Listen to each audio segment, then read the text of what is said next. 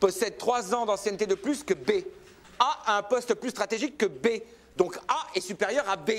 C'est QFD. Ouais, c'est un poste plus stratégique. Parce que faire le VRP sur les routes de campagne en ressassant toujours la même rengaine, c'est stratégique, ça. Attends. Le VRP, il assure le CA de la boîte. Ton salaire, mon petit bonhomme. Dis-moi, Hervé Dumont, responsable des achats, c'est pas le mec qui choisit les crayons de couleur qu'on aura le mois prochain, ça? Les commerciaux ont une mauvaise image. Ils sont mal aimés. Mais dans le contexte du Covid-19, ce sont eux qui vont sauver les entreprises. Le problème d'image de la fonction commerciale n'est pas nouveau. Et les écoles de commerce ont peut-être leur responsabilité, car elles mettent en avant la finance et le marketing plutôt que les métiers commerciaux. À moins que ce ne soit Caméra Café, une série télé des années 2000. Il y a 570 épisodes de 3 minutes. On y voit Jean-Claude Convenant, joué par Yvan Le Belloc. Et Jean-Claude Convenant, c'est la caricature du commercial à l'ancienne. Avec cette série, l'image de la fonction commerciale en a pris un grand coup sur la tête. Mais il faut quand même bien avouer qu'on a quand même beaucoup ri. Alors, comment est-ce que ce commercial mal aimé va réussir à sauver les entreprises des conséquences du Covid-19? Eh bien, regardons.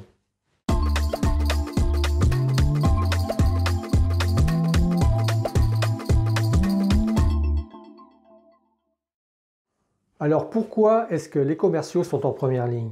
Pour le moment, on ne mesure pas bien l'étendue des conséquences du Covid-19.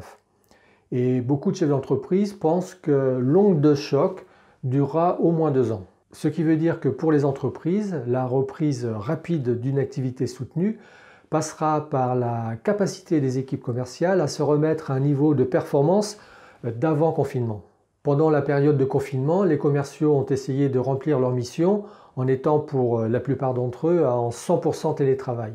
Et il faut aussi reconnaître que ce n'est pas facile de faire son métier de commercial quand on n'est pas en contact en face à face avec son client ou son prospect.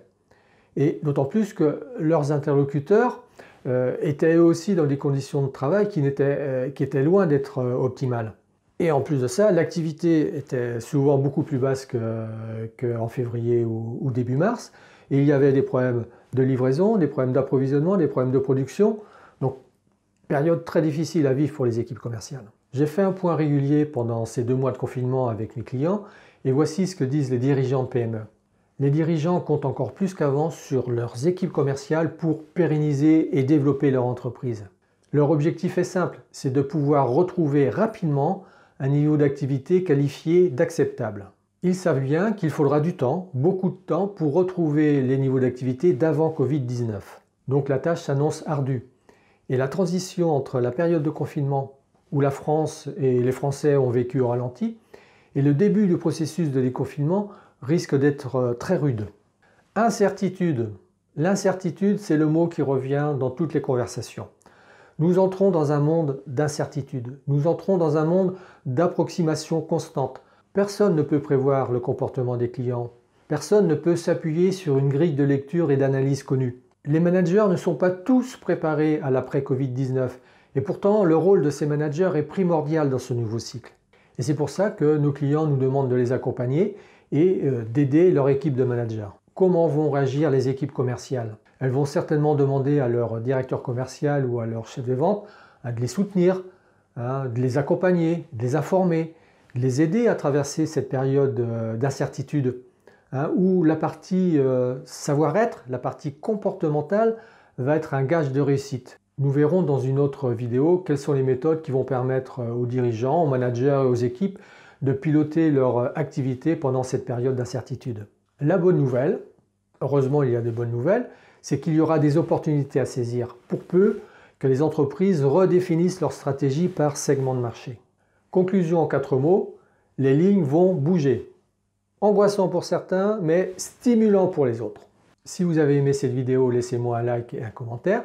Si vous n'êtes pas abonné à ma chaîne, faites-le en cliquant sous le bouton ci-dessous.